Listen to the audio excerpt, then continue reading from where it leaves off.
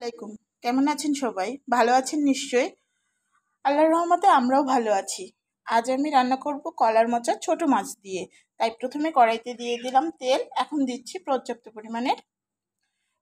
প্রথমে কড়াইতে দিয়ে দিলাম পেঁয়াজ, এখন দিচ্ছি তেল।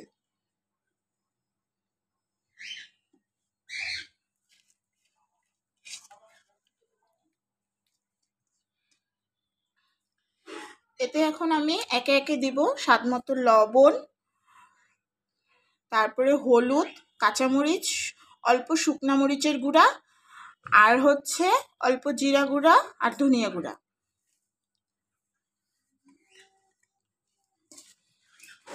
এটা খুব ভালোভাবে একটু মাখিয়ে নেব।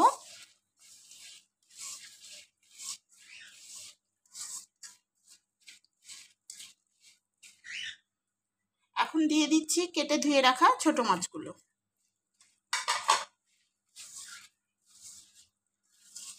ছোট মাছগুলোর সাথে মশলাটা ভালোভাবে মাখিয়ে নিচ্ছি।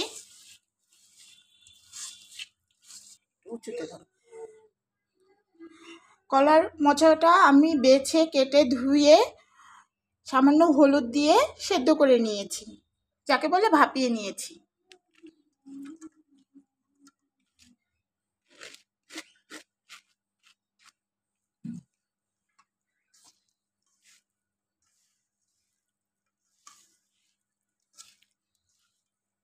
মশলাটার সাথে মোচাটা খুব ভালোভাবে মাখিয়ে দিচ্ছি।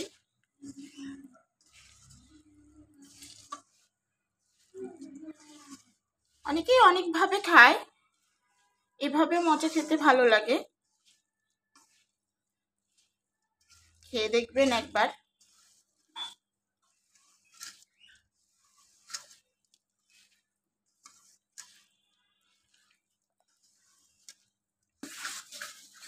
আমাদের উত্তরবঙ্গের মানুষেরা এভাবেই খেতে বেশি পছন্দ করে কলার মোচাটা।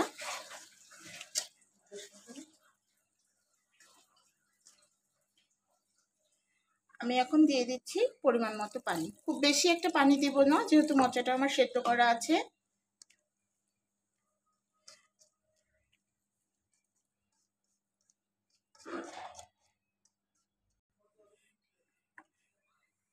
আমি এখন চুলাটা জ্বালিয়ে দিলাম।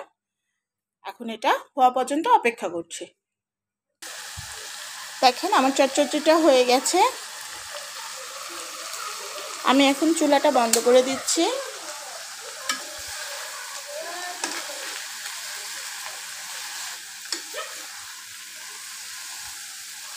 আমি একটা সার্ভিং বলে ঢেলে আপনাদের দেখিয়ে দিচ্ছি। দেখেন কলার মোচার যে একটা কালার, সেটাও নষ্ট হয়ে যায়নি। কি সুন্দর দেখতে লাগছে, খেতেও খুব ভালো হয়। আপনারা বাসায় একবার হলে ওইভাবে বানিয়ে খেয়ে দেখবেন, আশা করি ভালো লাগবে। আর যারা যারা এভাবে বানিয়ে খান, তারা আমাকে অবশ্যই কমেন্ট করে জানাবেন কে কে খান। ভালো থাকবেন সবাই, সুস্থ থাকবেন, নিরাপদে থাকবেন। আল্লাহ হাফেজ।